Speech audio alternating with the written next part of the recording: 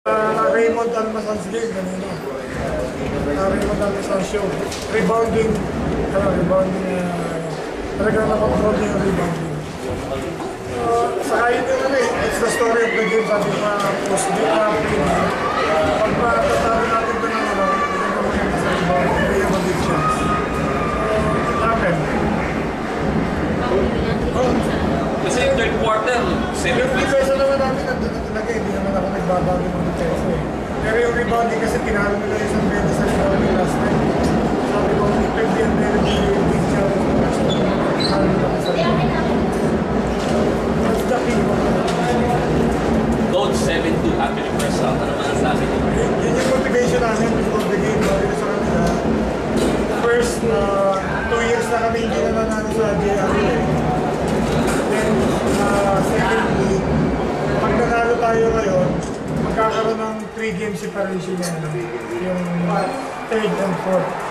And thirdly, 1 game behind lang tayo sa matatalo dito sa second. So yun yung mga motivation sa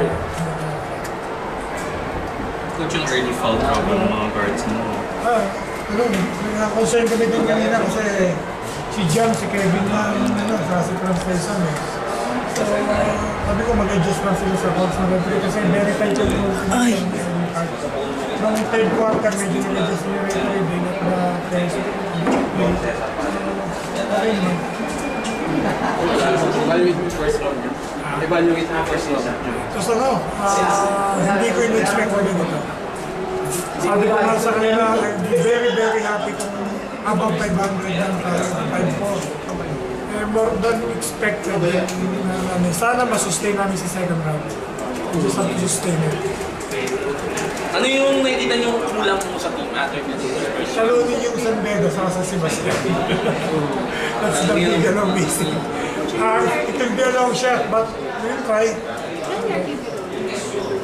Grabe yung cut ng ano niya, half a minute, may nakalabas na ano. So, ngayon pupunta yung UST para kanina pa sa second round.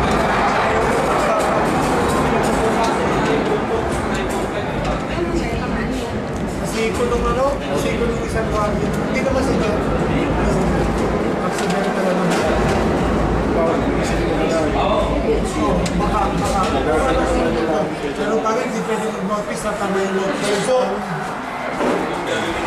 tingnan nga sabi nung soft diet ba yun for 3 days. Grabe nakalabas yung Di ba? Sarap yung bago.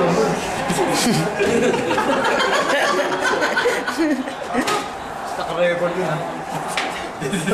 Video eh.